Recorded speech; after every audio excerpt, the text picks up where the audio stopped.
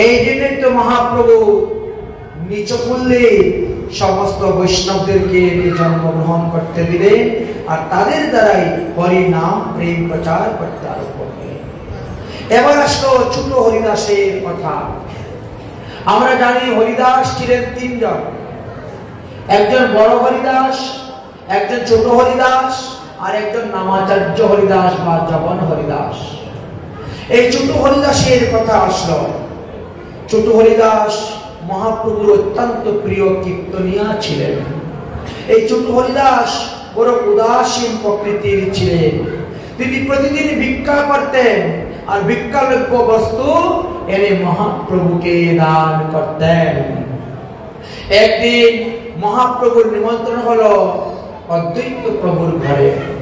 অদ্বৈত প্রভু নীলাচলে একটি গৃহ নির্মাণ করেছিলেন। তিনি বৎসরের মধ্যে 4 মাস নীলাচলে বাস করতেন আর 6 মাস শান্তিপুরে বাস করতেন। মহাপ্রভু যখন সন্ন্যাস গ্রহণ করেছিলেন আর 2 মাস তিনি বাস করতেন নবদ্বীপে। এইভাবে 3 স্থানে তিনার গৃহ আছে, নবদ্বীপেও আছে, শান্তিপুরেও আছে, নীলাচলেও আছে। নীলাচলে তিনি মহাপ্রভুকে নিমন্ত্রণ দিলেন প্রসাদ গ্রহণ করার জন্য।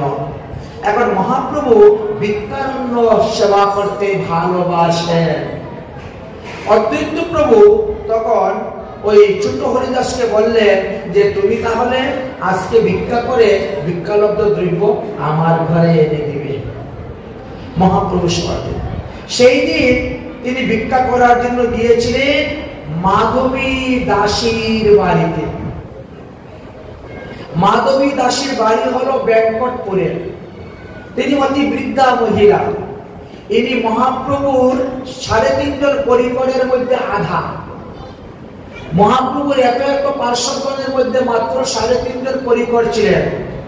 স্বরূপ দামোদর, রায় রামানন্দ, সিকি মাইতি, এই 3 জন আর মাধবী দাসী অর্ধ। নারীদেরকে অর্ধ ধরা হয়, এই জন্য 3.5 জন পরিবার। তাই মাধবী দাসীর কাছে তিনি গেলেন ভিক্ষার জন্য।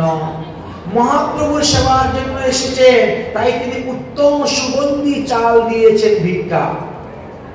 বেশ পরিমাণে উত্তম সুগন্ধি চাল ভিক্ষা দিয়েছেন। সেই উত্তম সুগন্ধি চাল ভিক্ষা নিয়ে তিনি এসে দিলেন অদ্বৈত প্রভুকে। অদ্বৈত প্রভু যখন রান্না করেছেন, চালের গন্ধে ঘর মো মো করতেছে।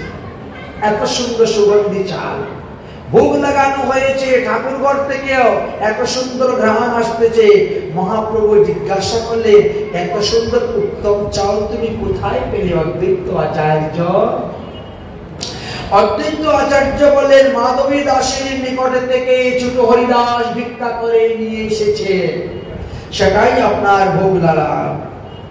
প্রভু জিজ্ঞাসা করলেন, শুনলেন ছোট হরিদাসের কথা। মহাপ্রভু আর কিছু বললেন না। অন্যের প্রশংসা করলেন, প্রসাদের প্রশংসা করলেন, নৈবেদ্যের প্রশংসা করলেন, ভোজন করলেন। তারপরে তিনি নিজের গৃহে চলে গেলেন। কয়েকদিন পরে আবার নিমন্ত্রণ দিয়েছেন অদ্বৈত প্রভু। মহাপ্রভু গিয়েছেন ভোজন করতে, আবার সেই সুগন্ধি চাল। কি ব্যাপার, আজকে সুগন্ধি চাল কোথায় পেলেন? বলে ওই মাধবী দাসীর বাড়ি থেকে ভিক্ষা করে নিয়ে এসেছে ছোট হরিদাস। শুনে তো মহাপ্রভুর মন বিগড়ে গেল। প্রসাদ পেলেন, প্রসাদ পেয়ে চলে গেলেন। বাড়িতে যাওয়ার পরে, মানে তিনার কুটিয়ায় যাওয়ার পরে, তিনার নিজ সেবক গোবিন্দকে আদেশ করলেন, গোবিন্দ আসো। ছোট হরিদাসকে বলবেন সেই জন্য আজকে থেকে আর আমার সম্মুখে না আসে। তাকে আজকে থেকে আর আমার কীর্তন করতে হবে না। আমি তার মুখে আর কীর্তন শুনবো না। তাকে আমি ত্যাগ করে দিলাম। আজ হইতে এই মোর আজ্ঞা পালিবা, ছোট হরিদাসকে ইহা আসিতে না দিবা। আজকে থেকে আর আসতে দিবা না। এই কথা যখন লোকের মুখে ধীরে ধীরে ছোট হরিদাসের কানের মধ্যে গিয়ে পৌঁছিল, তিনি তখন বুঝতে পারলেন যে আমার কোথায় অপরাধ। আমি কোথায় অপরাধ করেছি প্রভু, কেন আমাকে ত্যাগ করে দিলেন, তার কারণ কি? এখন প্রভু বলছেন ওনার কাছে না যেতে, তাই তিনি উত্তম উত্তম বৈষ্ণবকে দিয়ে সংবাদ পাঠাচ্ছেন, অপরাধের কারণটা জানার জন্য সংবাদ পাঠাচ্ছেন। মহাপ্রভুর কাছে বৈষ্ণবরা গিয়ে উপস্থিত হয়েছে। ছোট হরিদাস কি অপরাধ করেছে, কেন তাকে ত্যাগ করে দিয়েছেন, তাকে কৃপা করুন, কৃপা করুন। মহাপ্রভু বললেন সে উদাসীন বৈষ্ণব, আর উদাসী বৈষ্ণব যারা তাদের প্রকৃতি সম্ভাষণ করা উচিত নয়, মানে স্ত্রীলোকের সঙ্গ করা তার উচিত নয়। একদিন গিয়েছে, অন্ন নিয়ে এসেছে, দ্বিতীয় দিন আবার সেই লোকে কেন গেল, তৃতীয় দিন সেই লোকে আবার কেন যাবে? এইভাবে বারবার আসা দেওয়া করতে করতে সেই রমণীর প্রতি তার একটা আকর্ষণ, আকৃষ্ট হয়ে যাবে, আর তারপরে সে ধীরে ধীরে পতন হয়ে যাবে। এই জন্য আমি তার শাস্তি দিলাম, এই জন্য তাকে আমি ত্যাগ করলাম। ক্ষুদ্র ক্ষুদ্র অপরাধ হইতে হইতে জমা হইতে হইতে তখন বৃহৎ অপরাধ হয়ে যায়, আর সেই অপরাধের কারণে তার পতন হয়ে যায়। অতএব তাকে আমি ত্যাগ করে দিলাম। ছোট হরিদাস তখন কি করলেন, অন্বেষণ ব্রত করলেন, অন্বেষণ ব্রত করলে প্রাণ ত্যাগ করবেন।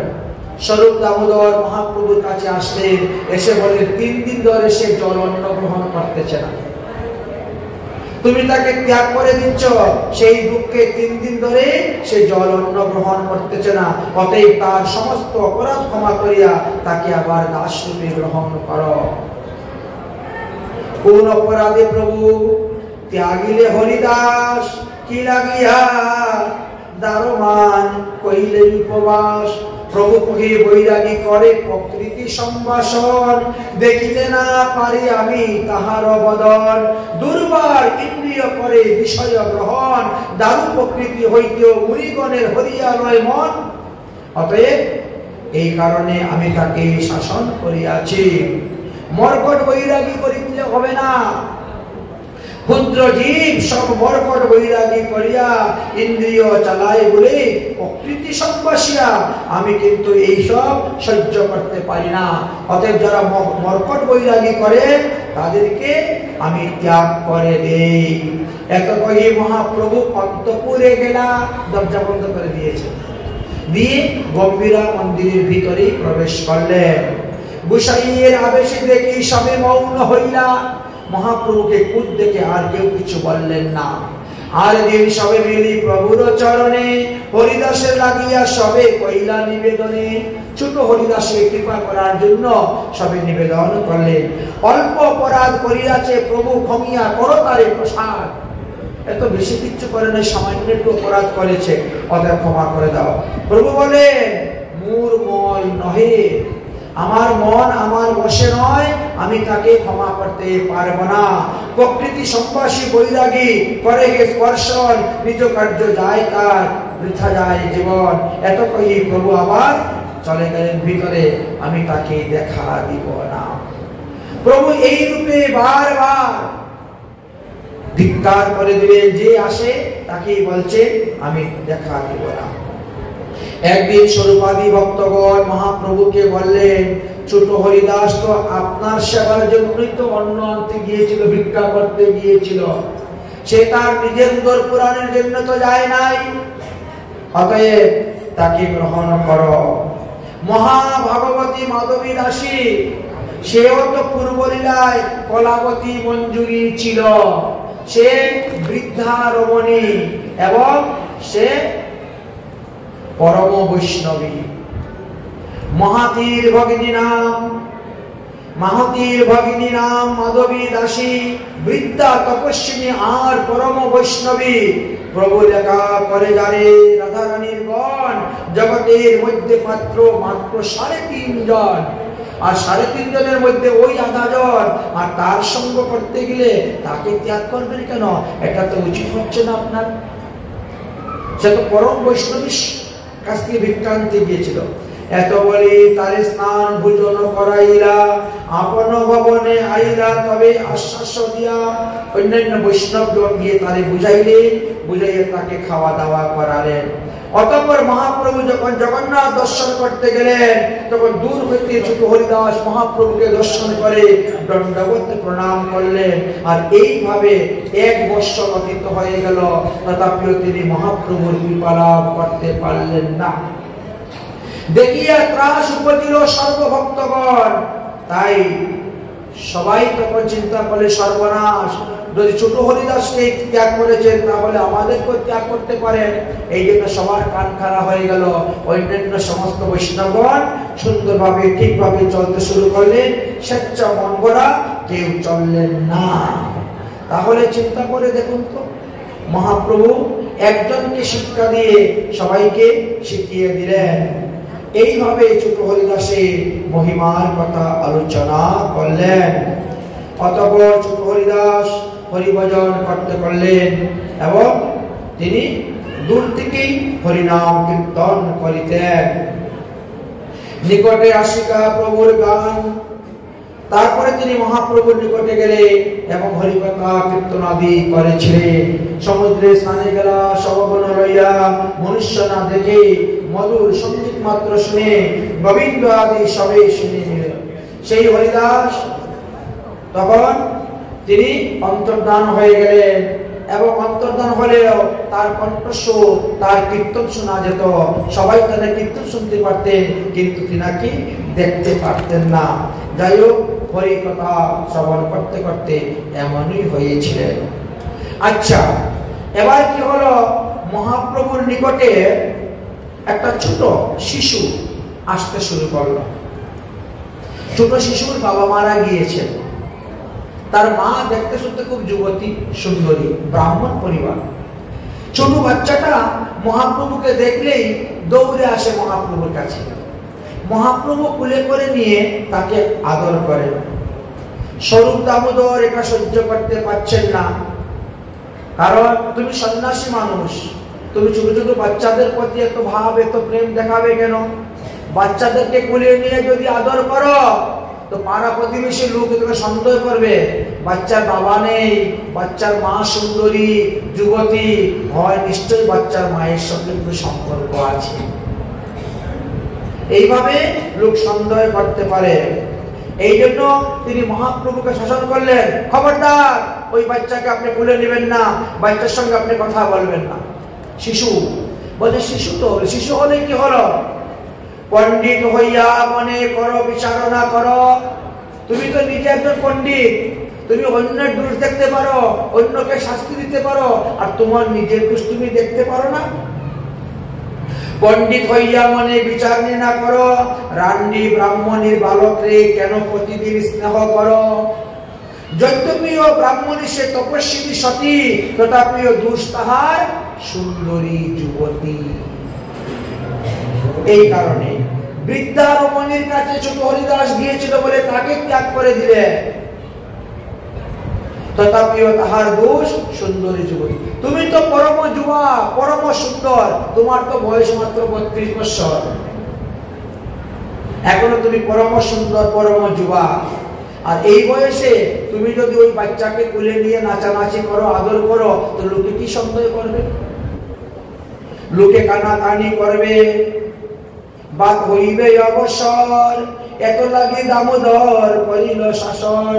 অতএব আজ থেকে তুমি কিন্তু আর ওই বাচ্চাকে কুলে নিবা না। দামোদর সম নাহি অন্তরঙ্গ বন্ধু মহাপ্রভু। তাই দামোদর যখন বাক্যের দ্বারা শাসন করলেন, মহাপ্রভু তখন অবনত মস্তকে সেই শাসনের কথা মেনে নিলেন। তুমি সত্যি কথাই বলেছ, কারণ সাধুর অল্প দোষ সর্বলোকে গায়।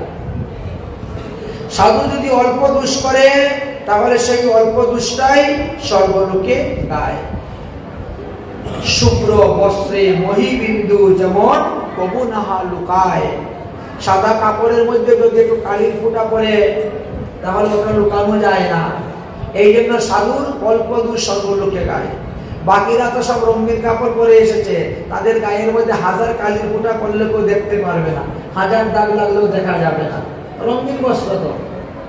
এই জন্য গৃহস্থদের দোষ দেখা যায় না, তারা 1000 দোষ করলেও দেখা যায় না। আর সাধুরা একটা দোষ করলেই সবাই গাইবে, অমুক সাধু এই করেছে, অমুক সাধু এই করেছে। সাধুর অল্প দোষ সর্বলোকে গায়, অতএব তুমি সাবধান।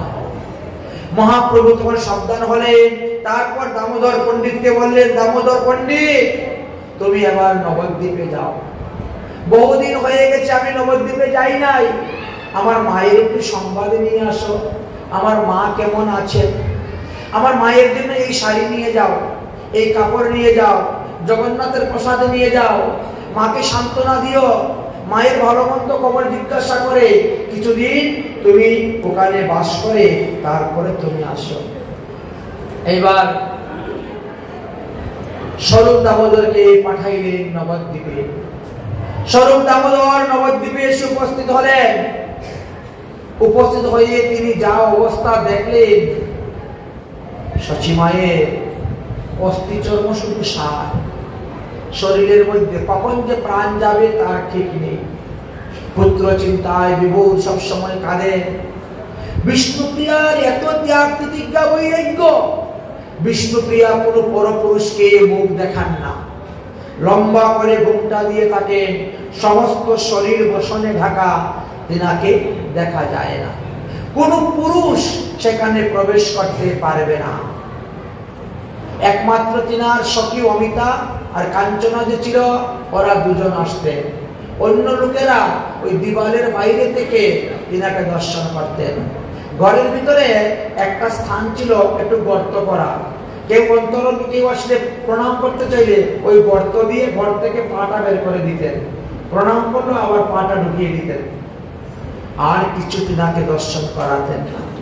অতি ভোর বেলা অন্ধকার থাকতে যেতেন গঙ্গা স্নান করতে, যাতে কোনো পুরুষের মুখ আমি দেখবো না, কোনো পুরুষ আমার মুখ দেখবে না। তারপরে কি করতে, এসে একটা চাল নিতেন হাতে, হরে কৃষ্ণ কৃষ্ণ কৃষ্ণ হরে হরে, হরে রাম রাম রাম হরে হরে, একটা পাত্রের মধ্যে রাখেন। আর একটা চাল নেন, হরে কৃষ্ণ কৃষ্ণ কৃষ্ণ হরে হরে, হরে রাম রাম রাম হরে হরে, আবার রাখছেন। আর একটা চাল নেন। এইভাবে সকাল থেকে ব্রহ্ম মুহূর্ত করতে করতে বিকাল তৃতীয় প্রহর 12টা-1টা পর্যন্ত এই হরিনাম করতে করতে যতগুলা চাল একত্রিত হয়েছে, ওই চাল তিনি রান্না করে ভোগ দিতেন। আর ভোগ দিয়ে তিনি নিজে প্রসাদ পেতেন, শাশুড়ি মাকে প্রসাদ দিতেন, আবার মধ্যাহ্নকালে কোনো বৈষ্ণব আসলে তাকেও দিতেন। এবার চিন্তা করে দেখুন কিরকম কঠোর তপস্যা। এইভাবে কঠোর তপস্যা তিনি করে যাচ্ছেন। স্বরূপ দামোদর সমস্ত কিছু দর্শন করলেন, আর দর্শন করে এসে তিনি মহাপ্রভুর কাছে বললেন, প্রভু কি আর বলবো, তাদের এই সাধন ভজন দর্শন করে আমি তো বিস্মিত হয়ে গেছি। পৃথিবীতে মনে হয় দ্বিতীয় এমন কোন রমণী পাওয়া যাবে না, যার স্বামী সন্ন্যাস গ্রহণ করেছে আর সে নিজেও সন্ন্যাসিনীর বেশ ধারণ করে ব্রহ্মচর্য পালন করে ভূমিতে শয়ন করে তিনি অবস্থান করতেছেন। মহাপ্রভু সন্ন্যাস গ্রহণ করার পরে তিনিও সন্ন্যাসিনীর বেশ ধারণ করেছেন। প্রতিদিন এইভাবে করে ভজন করে যাচ্ছে। বড় আশ্চর্য হয়ে গেলেন। একান্ত আশ্রয় করো চৈতন্য চরণ, চৈতন্য ভক্তগণের নিত্য পরদর্শন, তবে জানিতে পারবে সমুদ্র তরঙ্গ। মহাপ্রভুর ভক্তের সঙ্গ না করলে জানা যাবে না। এইভাবে শুনতে পেলেন। এবার শুনলেন হরিদাস। হরিদাসের মুখে একদিন মহাপ্রভু সিদ্ধ বকুলে গেলেন, গিয়ে জিজ্ঞেস করছেন, হরিদাস তুমি কেমন আছো, সুস্থ আছো তো, ভালো আছো তো? হরিদাস বলল, আজকে আপনার কৃপাতে ভালো আছে। মহাপ্রভু বলেন, হরিদাস তুমি কিছু নামের মহিমা বলো তো, তোমার মুখ থেকে একটু হরি নামের মহিমা আমি শ্রবণ করতে চাই। হরিনাম তিনি বলছেন, নামাবাসে মুক্তি হয় সর্বশাস্ত্রে দেখি, শ্রীমদ্ ভাগবতে তাহা অজামিল সাক্ষী। নামের মহিমা আর কি বলবো প্রভু, নামাবাস করলেই জীবের মুক্তি হয়, আর যারা প্রকৃত ভগবানের নাম নেন তার তো মুক্তি হবেই হবেই হবে। নামের এমন মহিমা, সাংকেতং পরিহাস্যম স্তুবম হেরনমেব বা বৈকুণ্ঠ নাম গ্রহণম শশাঙ্ক হরবিদু। সংকেত করিয়াও যদি কেউ নাম লয় তাতেও ভগবানের জীবের মঙ্গল হয়। কোথায় যাচ্ছিস? গোবিন্দ মন্দিরে যাচ্ছি, হয়ে গেল মঙ্গল, গোবিন্দ নাম উচ্চারণ হলো। কোথায় যাচ্ছিস? হরিপুর যাচ্ছি, হরিনাম উচ্চারণ হয়ে গেল। মাধবপুর যাচ্ছি, কেশবপুর যাচ্ছি, রাধাপুর যাচ্ছি, বলি না? এরকম ভাবে কত, শ্রীরামপুর, কত নাম আছে। এই যে ভগবানের নাম, ওই নামেও তো জীবের মঙ্গল হয়ে যায়। আমরা অনেকে ছেলে মেয়ের নামও তো এইভাবে রাখি, গোবিন্দ, মাধব, দামোদর, কেশব, মুরারি, মুকুন্দ নাম রাখা হয়, এতেও জীবের মঙ্গল হয়। কিন্তু আমাদের বুঝি না, আমরা জিন্টু, মিন্টু, পিন্টু, রিন্টু কি কি আজে বাজে নাম রাখি, নামের কোনো অর্থ নেই। সারাদিন ছেলেকে ডাকি, এই নাম ডাকলে তো লাভ হবে না। ছেলেকে যদি ভগবানের নামের সঙ্গে সংযুক্ত করে রাখেন আর ডাকে, তাহলে আপনার লাভ হবে। সংকেত করিয়া যদি কেউ ভগবানকে ডাকে, পরিহাস করিয়া যদি কেউ ভগবানকে ডাকে, উপহাস করিয়া যদি কেউ ভগবানকে ডাকে, ঠাট্টা করেও যদি কেউ ভগবানের নাম লয়, তাতেও তার মঙ্গল হয়। প্রমাণ দেখালেন শিশুপালকে দিয়ে। শিশুপাল সর্বদা কৃষ্ণের নিন্দা করতেন। কৃষ্ণ একটা গরু রাখাল, কৃষ্ণ কোনো রাজা নয়, কৃষ্ণ রণচুর, কৃষ্ণ একটা কাপুরুষ, যুদ্ধ থেকে পরাজিত করেছে। কৃষ্ণ জরাসন্ধুর ভয়ে দ্বারকা, মথুরা ত্যাগ করে দ্বারকায় চলে গেছে। কৃষ্ণ গোপীদের বসন চুরি করেছে, কৃষ্ণ গোপীদের মন চুরি করেছে, কৃষ্ণ গোপীদের ঘরে ঘরে মাখন চুরি করেছে। কত বদনাম করে। আজ প্রতিটা কথায় তো কৃষ্ণই তো বলতেছে, যা কিছু বলুক না কেন। এই জন্য এই শিশুপাল যখন মারা গেল, তখন শিশুপালের দেহ থেকে আত্মাটা বেরিয়ে গিয়ে ভগবান শ্রীকৃষ্ণের দেহতে লীন হয়ে গিয়েছিল। সবাই দেখতে পেলেন। তাই যেভাবেই হোক না কেন, ভগবানকে যদি ডাকা যায় তাহলেই মঙ্গল। আর ভগবানের ভক্তের নাম ডাকলেও মঙ্গল। কারণ আমরা দেখেছি আমাদের রঘুনাথ দাস গোস্বামী পাদ প্রতিদিন সকালে ঘুমের থেকে উঠে 2000 বৈষ্ণবের নাম উচ্চারণ করে প্রণাম করতেন, দণ্ডবোধ করতেন বৈষ্ণবের নাম। বৃদ্ধকাল পর্যন্ত রঘুনাথের নিয়ম যেন পাষাণের লেখা। প্রতিদিন 1-2 মাঠা পান করতে আর সারাদিন হরিভজন করতে আর গ্রন্থ লিখতে। তিনার বিলাপ পুষ্পাঞ্জলি গ্রন্থ এত সুন্দর, শুনলে খালি বিলাপ আর বিলাপই হয়। যাই হোক, এবার নামের মহিমার কথা বলতে গেলেন। নামের মহিমা শুনেও যদি কেউ হরিনাম না করে, তাহলে তার নাম অপরাধ হয়। নাম অপরাধ কিন্তু 10 প্রকারের আছে। যারা হরিনাম করতেছেন তারা কখনো সাধু নিন্দা করবেন না। সাধুগুরু বৈষ্ণবের নিন্দা করবেন, আবার হরিনামও করবেন, তাহলে নামের ফল পাবেন না। হরিনাম করে সদা অপরাধেরও বিচার। হরিনাম অপরাধের বিচার করে ফল দেয়। তাই প্রথম অপরাধ হলো সাধুগুরু বৈষ্ণবের নিন্দা। দ্বিতীয় নাম অপরাধ কি? বিষ্ণু এবং বৈষ্ণব, শিব। বিষ্ণু এবং শিবকে যারা অবেদ জ্ঞানে পূজা করেন, অর্থাৎ বিষ্ণু এক ভগবান, মহাদেব আরেক ভগবান, এই জ্ঞানে যারা শিব পূজা করেন তাদের নাম অপরাধ হইবে। নাম অপরাধ হইবে এবং তারা হরিনাম করলেও নামের ফল পাবে না। কারণ ভগবান বিষ্ণুরই কোন অবতার হলেন মহাদেব। অতএব মহাদেব আলাদা কোনো ভগবান নন। তাই মহাদেবকে আলাদা ভগবান জ্ঞানে পূজা করতে নাই। প্রথম কেশব পূজনম কৃত্বা দেব মহেশ্বরম। আগে ভগবান শ্রীকৃষ্ণের পূজা করবে আর তার প্রসাদ দ্রব্য দ্বারা মহাদেবের পূজা করবে। তাই এই দুটি অপরাধ হয় নাম অপরাধ। তারা হরিনাম করলেও ফল পাবে না। তৃতীয় নাম অপরাধ কি? গুরু অবজ্ঞা করা। গুরু অবজ্ঞা মানে কি? গুরু অবজ্ঞা মানে হলো ছোটবেলা থেকে তো আমরা হরিনাম শুনেই যাচ্ছি, আবার গুরু ধরে গুরুদেবের মুখ থেকে আবার আমার কানে হরিনাম নেওয়ার কি দরকার? আমি এমনিই হরিনাম করব, আমি গুরু ধরব না। আমি গুরু ধরব না, গুরুকরণ করব না। বাজার থেকে মালা কিনে নিয়ে আসবো আর হরে কৃষ্ণ মহামন্ত্র জপ করতে শুরু করে দিব, কোনো লাভ হবে না। হরি নামের মালা জপ করতে গেলেও তার একটা গুরু ধরতে হবে, কারণ গুরুদেবের মুখ থেকে যদি তোমার কানে হরে কৃষ্ণ মহামন্ত্র প্রবেশ না হয় তাহলে সেই মন্ত্র জপ করলে সিদ্ধি লাভ হবে না। এই জন্য মালাও নিতে গেলে একজন মালার গুরু আশ্রয় করতে হয়, পরে মালা জপ করতে হয়। কারণ মালা জপের কিছু নিয়ম আছে। মালা কোথার থেকে ধরে জপ করা শুরু করবেন, মালা নিয়ে মাথায় নিয়ে কি মন্ত্র বলবেন, বক্ষে নিয়ে কি মন্ত্র বলবেন, মালা জপ করার সময় কি মন্ত্র বলবেন, জপ সমাপ্ত হওয়ার পরে ছাড়ার সময় কি মন্ত্র বলবেন, মালাকে ঝুলিয়ে রাখার সময় কি মন্ত্র বলবেন, সবগুলোর বিধি আছে, বিধান আছে। এই জন্য গুরুকরণ প্রয়োজন। হরি নাম বিনা বৎস কর্ণ শুদ্ধ না যায়তে। যদি তোমার গুরুদেব তোমার কানের মধ্যে হরে কৃষ্ণ মহামন্ত্র দেন নাই তাহলে তোমার সেই মন্ত্র জপ করে লাভ হবে না। গুরুদেব এই জন্য কানের মধ্যে মন্ত্র দিতে হবে। ছোটবেলা থেকে শুনে আসলে কি হবে, ওখানে তো গুরুকরণ করেন নাই, পদাশ্রিত হন নাই। তাই তৃতীয় অপরাধ হলো আমাদের গুরু অবজ্ঞা করা।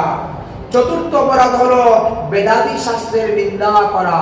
যারা বেদ শাস্ত্রের নিন্দা করে তারা হরিনাম জপ করলেও নাম প্রভু তাদেরকে কৃপা করেন না। পঞ্চম অপরাধ হলো হরিনামের প্রকৃত অর্থ ব্যাখ্যা না করে যারা অন্য অর্থ ব্যাখ্যা করে তারা নামের কৃপা পায় না। অর্থাৎ এই যে হরে কৃষ্ণ মহামন্ত্র, হরে কৃষ্ণ মহামন্ত্রের মধ্যে 4 কৃষ্ণ 4 রাম আর 8 হরে আছে, তাই না? 4 কৃষ্ণ 4 রাম 8 হরে। অনেকে ব্যাখ্যা করে কি বলে, সত্য যুগে হরি, ত্রেতা যুগের রাম আর দ্বাপর যুগের কৃষ্ণ, এই 3 জন মিলিয়ে হরিনাম হয়েছে। এখন প্রশ্ন হলো, যদি দাপর যুগের কৃষ্ণ হয়ে থাকে তো দাপরে তো 3 কৃষ্ণ লীলা করে গিয়েছেন, তো আরেক কৃষ্ণ কোথা থেকে আসলেন? ওখানে তো 4 বার কৃষ্ণ নাম। যদি ত্রেতা যুগে রাম হয়ে থাকে তো ত্রেতা যুগে তো রামের 3 অবতার নাই, 4 অবতার নাই। সমস্ত মহাভারত গ্রন্থ, সমস্ত শাস্ত্র পড়লে পরে, ভাগবত পড়লে পরে দেখবেন 3 রামের কথা লেখা আছে। এক হলো পরশুরাম, এক হলেন দশরথনন্দন রাম, আর এক হলেন বলরাম। এছাড়া চতুর্থ কোনো রামের নাম লেখাই নাই।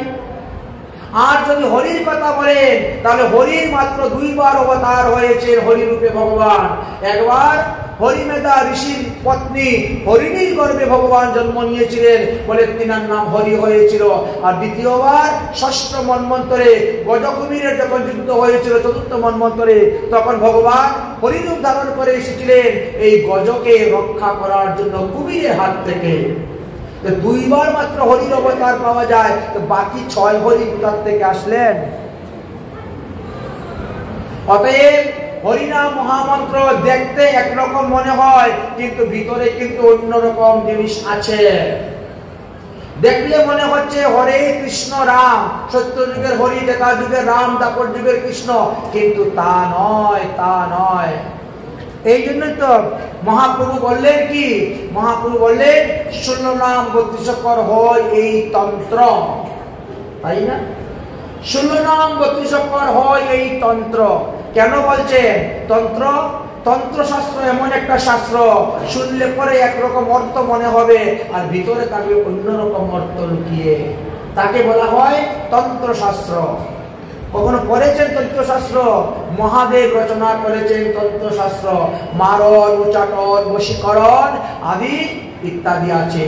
এই তন্ত্রশাস্ত্রকেও পঞ্চম বেদের অন্তর্ভুক্ত বলা হয়ে থাকে। শুনলে পরে একরকম অর্থ, ভিতরে অন্যরকম অর্থ। অতএব এই যে হরে, এই হরে শব্দ, হরে কৃষ্ণ, হরে শব্দটা যারা মহাদেবের ভক্ত, শিব ভক্ত, তারা বলে হর থেকে এসেছে হরে শব্দ। এই সিদ্ধান্ত ভুল। কারণ হরে শব্দ থেকে, মহাদেব থেকে এই শব্দ আসে নাই।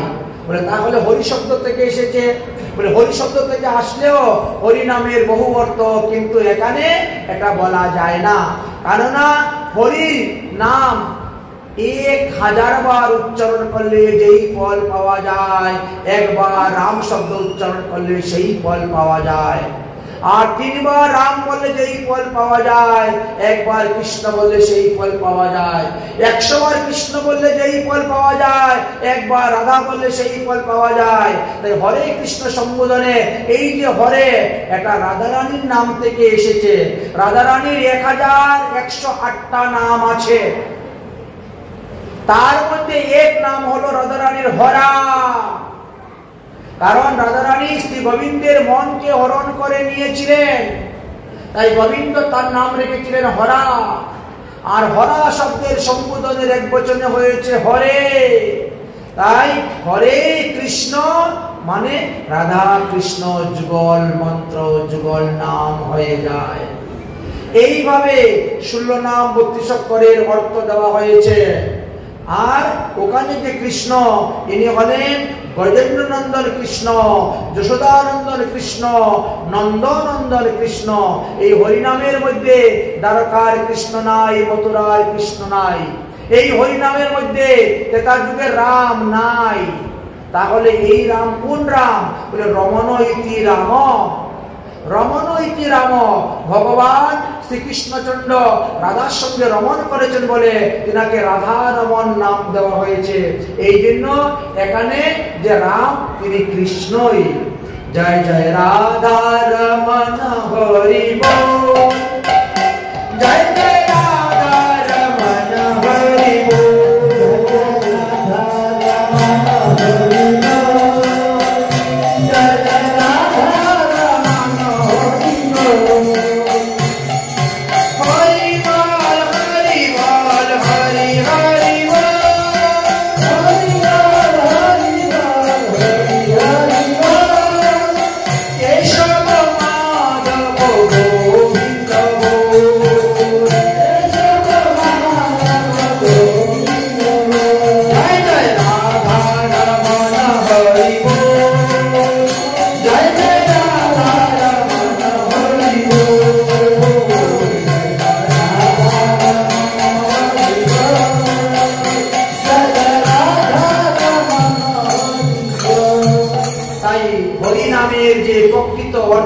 সেই অর্থ আমাদের জীব গোস্বামী পাদ বর্ণন করে গিয়েছেন, আমাদের রঘুনাথ দাস গোস্বামী পাদ বর্ণন করে গিয়েছেন। তাই আমাদের গোস্বামীগণের সিদ্ধান্ত অনুসারে হরিনামের অর্থ শ্রবণ করবেন, হরিনাম কীর্তন করবেন। 6 নম্বর অপরাধ আমাদের কি? শ্রদ্ধাহীন জনকে হরিনাম উপদেশ দেওয়াও আমাদের অপরাধ। তাই যার মনে শ্রদ্ধা আসে নাই, রুচি আসে নাই, ভক্তি আসে নাই, তাকে হরিনাম উপদেশ দান করতে নাই। করলে যিনি করবেন তার অপরাধ হয়।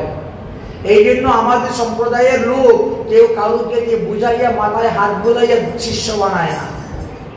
তুমি আসো আমার কাছ থেকে দীক্ষা নেও, দীক্ষা নিলে তোমার চাকরি হবে, তোমার ব্যবসা হবে, তোমার 3 তলা বিল্ডিং হবে। এরকম নেই। অন্যান্য সম্প্রদায় আছে, অন্যান্য সম্প্রদায়ে দালালরা ঘুরে বেড়ায়, কারণ শিষ্য বানিয়ে দিতে পারলে কিছু কমিশন পায়। এই জন্য আপনার বাড়িতে এসে আপনাকে বুঝাইবে, আপনার অমুকের কাছ থেকে দীক্ষা নিলে আপনার এই লাভ হবে, এই জিনিস হবে। কিন্তু আমাদের গৌড়ীয় সম্প্রদায়ের মধ্যে তা নাই। কেন? মহাপ্রভু বলে গেছেন সম্প্রদায় বৃদ্ধির জন্য দীক্ষা দিতে যাবা না। কেন? বলে লক্ষ তারা আকাশে উঠে কিন্তু পৃথিবীকে আলোকিত করতে পারে না। একটা চন্দ্র যখন উদয় হয় সমস্ত পৃথিবী আলোয় হয়ে যায়। তো লক্ষ তারার একটু প্রয়োজন। যাদের শ্রদ্ধা নাই, ভক্তি নাই, রুচি নাই, তাদেরকে কখনো হরিনাম দিও না, দীক্ষা দিও না, তাদেরকে মন্ত্র দিও না। যারা আগ্রহ নিয়ে আসবে আমি আপনার কাছ থেকে দীক্ষা নিতে চাই, তখন তুমি তাকে দীক্ষা দিবে, তার আগে দিবে না। তাই উপদেশ করিলে নাম প্রভুর নিকটে অপরাধ হয় যাদের শ্রদ্ধা আসে নাই, ভক্তি আসে নাই, নিষ্ঠা আসে নাই। 8 নম্বর অপরাধ কি আমাদের? যাজ্ঞিক কর্মের সঙ্গে হরিনামের তুলনা। অন্যান্য ব্রত উপবাসের সঙ্গে হরিনামের তুলনা করা যাবে না। গোপতি দানম গ্রহণষ্ঠ কাশী মাগে প্রয়াগে যদি কল্পবাসী সুমেরু সমতুল্য হিরণ্য দানম ন তুল্যম শ্রী গোবিন্দ নাম। গোবিন্দ নামের সঙ্গে কাশীতে বাস, প্রয়াগে এলাহাবাদে স্নান, কুম্ভে স্নানের সঙ্গে তুলনা দেওয়া যাবে না। কোন তীর্থই হরিনামের সমান ফল দিতে পারবে না। এই জন্য কোনটার সঙ্গে তুলনা করতে যাবেন না। এটা 8 নম্বর। 9 নম্বর অপরাধ হলো হরিনামের মহিমা শ্রবণ করার পরেও যাদের হরিনাম জপ করার রুচি আসে না, মালা জপ করার রুচি আসে না, তারা নাম প্রভুর কাছে অপরাধী। 10 নম্বর, নামের মাহাত্ম্য শ্রবণ করার পরেও যদি কেউ নামের প্রাধান্য দেয় না, অর্থাৎ নাম 4 মালার নিচে জপ করা যায় না।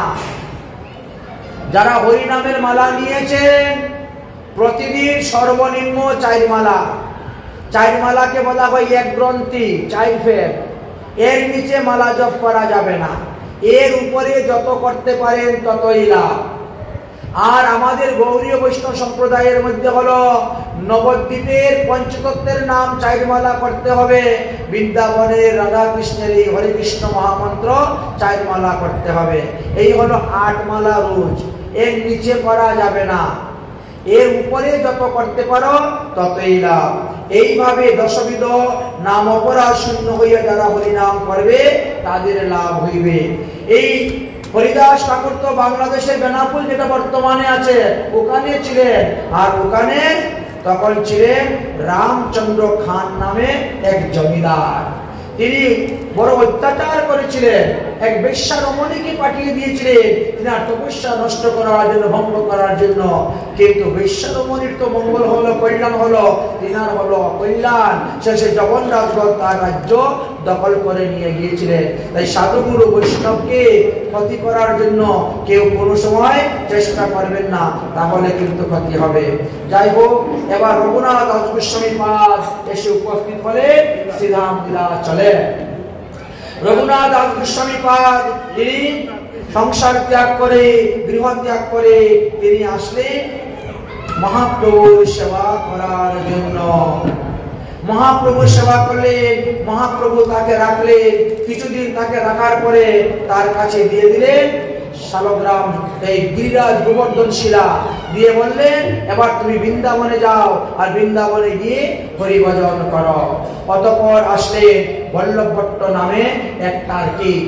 সেই তার্কিক নবদ্বীপে আসছে, নীলাচলে আসছে।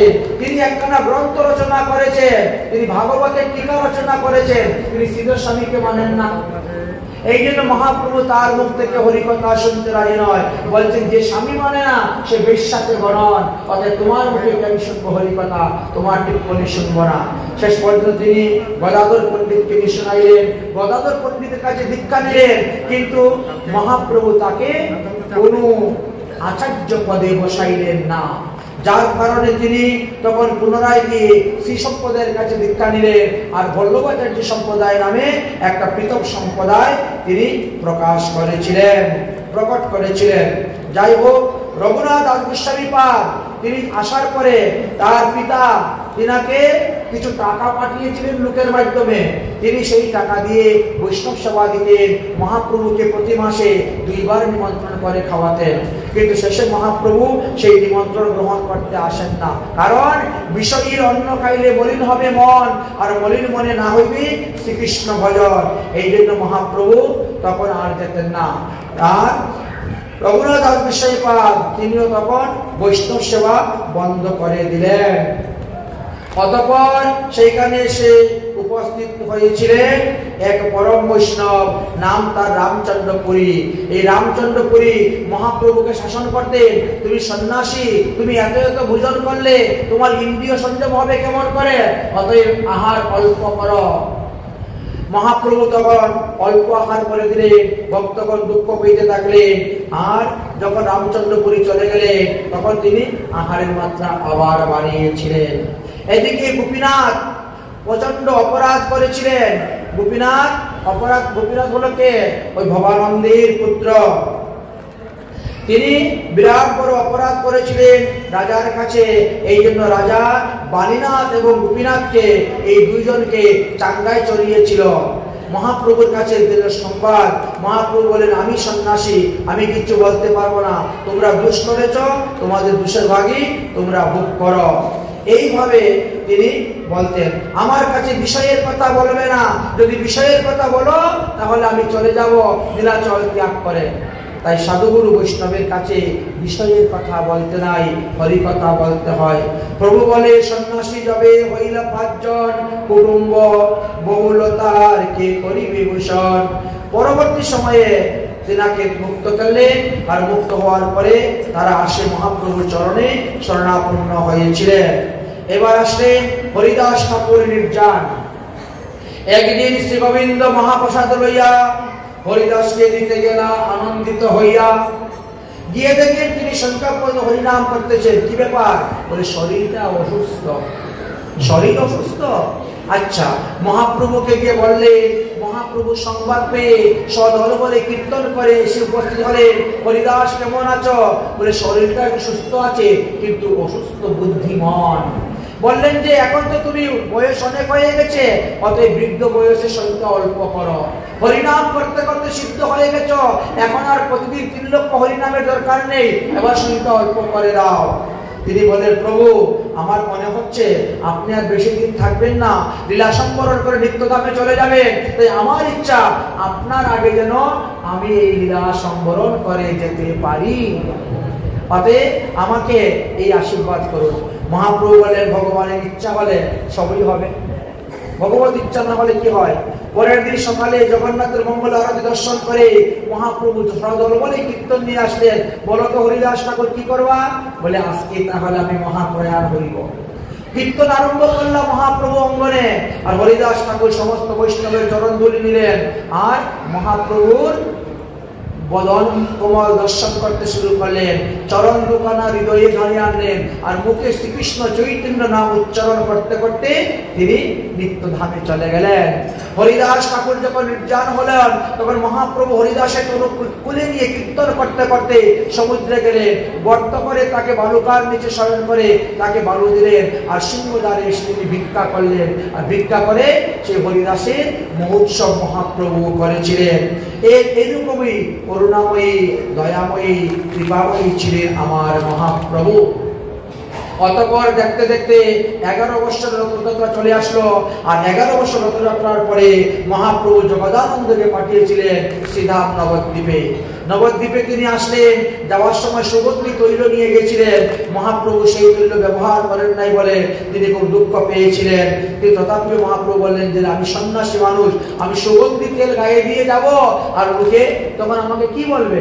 আমার বদনাম করবে, দুর্নাম করবে, অতএব আমি। তখন জগদানন্দ দুঃখিত হলো।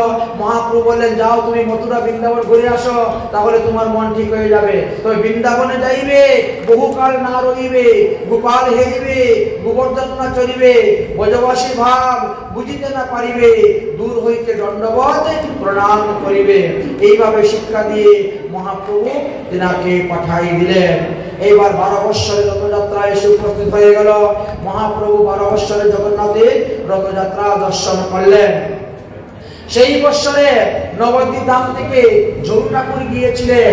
যে ঝরু ঠাকুর খুব পরম বৈষ্ণব ছিলেন, যে কালিদাস পরম বৈষ্ণব ছিলেন, এই কালিদাস গিয়েছিলেন। এই কালিদাস নবদ্বীপে এমন কোন বৈষ্ণব নাই যে তাদের চরণামৃত তিনি পান নাই, তাদের অধরামৃত তিনি পান নাই। আর সেই অধরামৃত পানের ফলে এই কালিদাস তিনি মহাপ্রভুর চরণের 3 অঞ্জলি জল পান করেছিলেন। মহাপ্রভু কৃতার্থ লাভ করেছিলেন এবং মহাপ্রভুর সেবা করেছিলেন। অতঃপর শ্যামশিবানন্দের পুত্র আসলেন 12 বৎসরে, আর পুত্র বয়স হচ্ছে 7 বৎসর। মহাপ্রভু তাকে হরিনাম দিয়েছিলেন, আর সেই হরিনাম দীক্ষা পেয়ে তিনি ধন্য হয়েছিলেন। পরবর্তী সময়ে তিনি কবি কর্ণফুল নাম হয়েছিল, এবং তিনি উত্তম গ্রন্থ গৌরগোবিন্দের দীপিকা দর্শন করেছিলেন। মহাপ্রভুর এখন ভাব দিন দিন বাড়তে শুরু হয়েছে। মহাপ্রভু হা জগন্নাথ বলে কখনো সমুদ্রে গিয়ে ঝাঁপ দিয়ে দেন। বৃন্দাবনের সেই যমুনা মনে করে। একদিন তো এমন ভাবে ভাব দিয়ে ডুব দিয়েছে, আর জলে ঢেউয়ে ঢেউয়ে তিনি সেখান থেকে বহু দূর চলে গিয়েছিলেন, কর্নার পর্যন্ত গিয়েছিলেন। এক জালিয়ার জালের মধ্যে ধরা পড়েছিল, আর সেখান থেকে মহাপ্রভুকে নিয়ে এসেছিলেন। কখনো তিনি রাধাভাবে বিভূত হয়ে কখন যে তিনি গম্ভীরা মঠ থেকে বেরিয়ে চলে যেতেন কেউ বুঝতে পারতো না। জগন্নাথের সিংহদ্বারে গিয়ে তিনি পড়ে থাকতেন, কখনো পূর্বের মতন হাত পা গোলাতে না ভিতরে প্রবেশ হয়ে যেত। এইভাবে মহাপ্রভু দীর্ঘ 12 বৎসর লীলা করেছেন। দেখতে দেখতে মহাপ্রভুর বয়স 48 বৎসর হয়ে গেল। 48 বছর হয়ে গেল, তখন মহাপ্রভু একটা শিক্ষাষ্টক রচনা করলেন।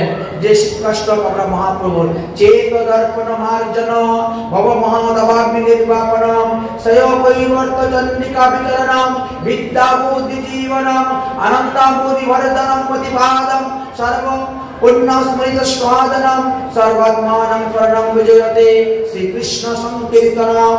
এইভাবে মহাপ্রভু একটা না দুটা নয় 8টা শ্লোকের দ্বারা তিনি রচনা করেছিলেন এই শিক্ষাষ্টক। মহাপ্রভু শিক্ষাষ্টক রচনা করার পরে আরো কিছুদিন তিনি অবস্থান করলেন, আর তারপরে তিনি নিত্যলীলায় প্রবেশ করার জন্য প্রস্তুত হয়ে গেলেন।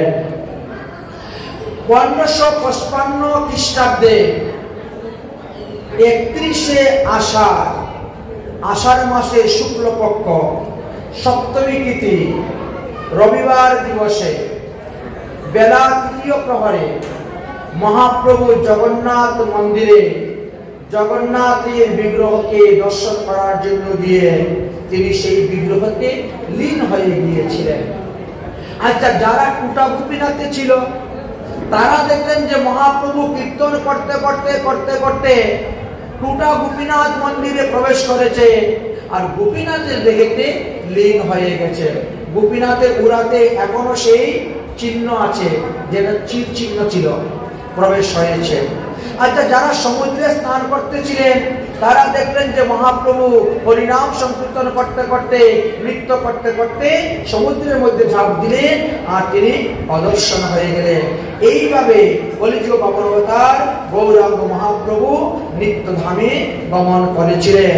মহাপ্রভু এই যে সামনে আসতেছে গৌর পূর্ণিমা, এই গৌর পূর্ণিমা দিবসে আমাদের প্রত্যেকের একাদশী ব্রতের মতো উপবাস থাকা কর্তব্য। যারা গৌরীয় বৈষ্ণব তারা তো থাকেনি, গৌরীয় বৈষ্ণব ছাড়াও অন্য সম্প্রদায়ের বৈষ্ণবগণ তারা মহাপ্রভুর এই জয়ন্তী ব্রত পালন করেন। আপনারা কাশীতে গিয়ে দেখবেন মায়াবাদী সন্ন্যাসী প্রকাশানন্দ, তাদের বংশধরেরা, তাদের পরিবারেরা, তাদের মঠ মন্দিরে সবাই মহাপ্রভুর বিগ্রহ রেখেছে, আর তারা গৌর জয়ন্তী পালন করেন। তাই একাদশী ব্রত যেভাবে পালন করেন, শ্রীকৃষ্ণ জন্মাষ্টমী ব্রত যেভাবে পালন করেন, রাধার জন্মাষ্টমী, বামন দাদু কৃষ্ণ চতুর্দশী ব্রত যেভাবে পালন করেন, ওইভাবে গৌর পূর্ণিমা আপনারা পালন করবেন। গৌর পূর্ণিমা দিবসে অন্ন গ্রহণ খেতে নাই, অন্ন গ্রহণ করতে নাই, অন্ন দান দিতে নাই, কারণ তিনি হলেন কলিযুগের ভগবান। আর যত অবতার ছিল সমস্ত অবতার মহাপ্রভুর দেহেতে এসে প্রবেশ হয়েছে। তাই মহাপ্রভুর এই ব্রত করলে সমস্ত দেবদেবী, সমস্ত লীলা অবতার, সমস্ত গুণ অবতার, সমস্ত মন্মন্ত্র অবতার, সমস্ত আবেশ অবতার, সমস্ত শক্তি অবতার, সমস্ত গুণ অবতার, সমস্ত পুরুষ অবতারের ব্রতের ফল লাভ করা যায়, এই সিদ্ধান্ত দিয়ে গেছে। হরিভক্তি বিলাস যদি কারো কাছে থাকে আপনারা খুললে পরে দেখতে পাবেন জয়ন্তী ব্রতের মহিমার কথা। 1000টা একাদশী ব্রত পালন করলে যেই ফল পাওয়া যায়, একটি গৌরাঙ্গ মহাপ্রভু জয়ন্তী ব্রত পালন করলে সেই ফল পাওয়া যায়। মহাপ্রভুর এই জয়ন্তী ব্রতের মহিমার কথা আলোচনা করতে গিয়ে বললেন যে ধর্ম, অর্থ, কাম, মোক্ষ 4টি তো লাভ হলেই পঞ্চম পুরুষার্থ আপনি প্রেম ভক্তি লাভ করতে পারবেন। তাই মহাপ্রভুর এই গৌর পূর্ণিমাতে সবাই উপবাস থাকবেন, ব্রত করবেন। 1000টি একাদশী ব্রতের ফল আপনি অনায়াসে লাভ করতে পারবেন। অদ্ভুত এই চরিত্র কথা, তাই বলছেন অদ্ভুত চৈতন্য লীলা যাহারও বিশ্বাস। এই যে আমরা 7 দিন যাবৎ ভাগবত কথা পরিবেশন করে যাচ্ছি, এই ভাগবত কথার মধ্যে যার বিশ্বাস আছে, যার শ্রদ্ধা আছে, যার রুচি আছে, সেই ভগবত পাদপদ্ম লাভ করতে পারবেন। অদ্ভুত চৈতন্য লীলা যাহার বিশ্বাস, সেই জন যাইবে চৈতন্য মহাপ্রভুর পাশ।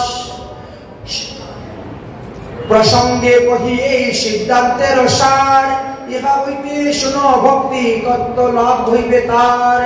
অখিল গ্রন্থে যদি করি অনুবাদ, তব গ্রন্থের অর্থ না পাইবে আস্বাদ। যদি দেখো ভাগবত ব্যাস আচার, কথা কহি অনুরাগে কহি বারবার। প্রথমে আমরা প্রথম দিন আদিলীলা আরম্ভ করেছিলাম। আদিলীলার মধ্যে ছিল আমাদের সপ্তম পরিচ্ছেদ, 17টি পরিচ্ছেদ। প্রথম পরিচ্ছেদে করি মঙ্গলাচরণ, দ্বিতীয় পরিচ্ছেদে করলাম চৈতন্য মহাপ্রভুর প্রকাশ নিরূপণ। স্বয়ং ভগবান শ্রী গজেন্দ্র নন্দন ত্রিভুতে অবতীর্ণ হইলেন আসিয়া শ্রী সচির নন্দন। তৃতীয় পরিচ্ছেদে করলাম মহাপ্রভুর জন্মলীলার কথা বর্ণন। কহি হইল প্রেমদান প্রেমের কারণ। চতুর্যুগ কৃষ্ণ নাম প্রেমের প্রচার, চতুর্থে করিলাম জন্মের মূল কারণ তার। সর্বাসাধ্য প্রেমানন্দ আস্বাদন করি, পঞ্চমী নিত্যানন্দের তত্ত্ব নিরূপণে।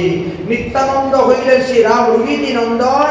ষষ্ঠ পরিচ্ছেদে করিলাম অদ্বৈত প্রভুর জীবন কথা বর্ণন। সপ্তম পরিচ্ছেদে করলাম পঞ্চতত্ত্বের উপোৎখান, আর পঞ্চতত্ত্ব বলিয়া যাদেরকে বলে তারা প্রেম করলেন দান। অষ্টম পরিচ্ছেদে আমরা আসার পরে চৈতন্য লীলা বর্ণন করলাম, এক কৃষ্ণ নামের মহিমার কথা আস্বাদন করলাম। নবম পরিচ্ছেদে করলাম ভক্তি কল্পলতার বর্ণন, চৈতন্য মালিক করলেন এই হরিনাম মহামন্ত্র প্রচারণ। দশম পরিচ্ছেদে মূল স্কন্ধের শাখাগণ বর্ণয়, সর্বশাখা দ্বৈতে ফল বিতরণ হয়। একাদশ স্কন্ধেতে করলাম নিত্যানন্দ শাখার বর্ণন, দ্বাদশ স্কন্ধেতে হলো অদ্বৈত প্রভুর বিষয় বর্ণন। ত্রয়োদশে মহাপ্রভুর জন্মের তিনার অঙ্গ প্রত্যঙ্গের বর্ণন, কৃষ্ণ নাম মহামন্ত্র সম্পূর্ণ হয়। চতুর্দশে পরিচ্ছেদে করলাম বাল্যলীলা, মহাপ্রভুর বাল্যলীলা আস্বাদন। আর পঞ্চদশ পরিচ্ছেদে করলাম কৌতুক লীলা সংক্ষেপে বর্ণন। 16 পরিচ্ছেদে করলাম কিশোর লীলা উদ্দেশ্য, আর সপ্তদশে যৌবন লীলা করিলাম বর্ণন। এই 17টি পরিচ্ছেদের দ্বারা আমরা আদিলীলা আস্বাদন করেছিলাম। সপ্তদশ পদে আদিলীলার প্রবন্ধন, দ্বাদশ স্কন্ধে তাহার কয়ের মুখমন। তারপরে আসলো মধ্যলীলা। মধ্যলীলাতে আমরা আস্বাদন করলাম কি মহাপ্রভুর সন্ন্যাস। মহাপ্রভুর সন্ন্যাসের পরে মহাপ্রভুর প্রলাপ। তারপরে না, প্রথমে আস্বাদন করলাম মধ্যলীলায় মহাপ্রভুর গয়া যাত্রা।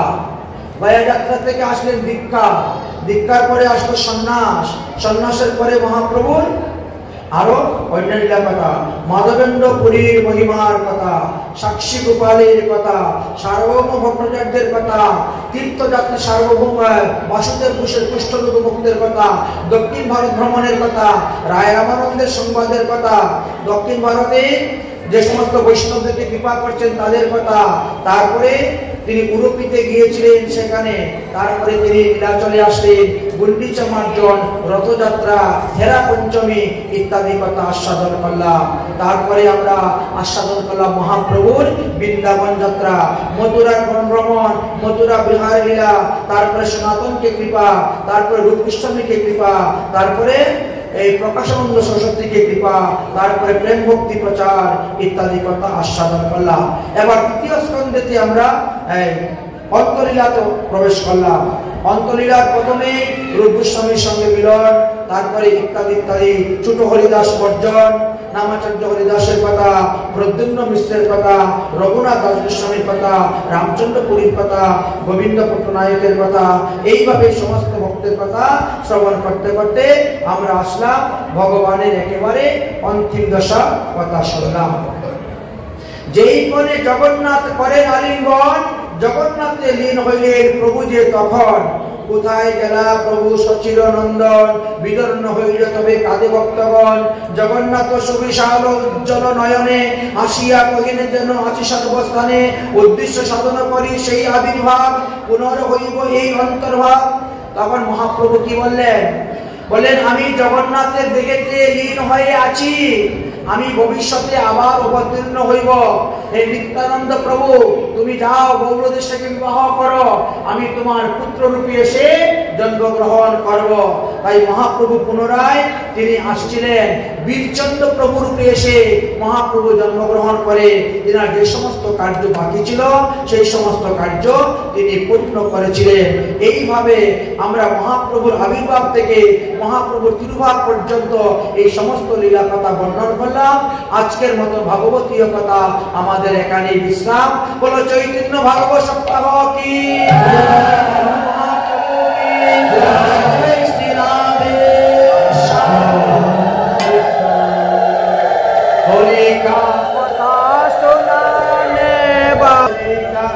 पता सुनाने वाले प्रभु का नाम ए वाले तुम्हें बोला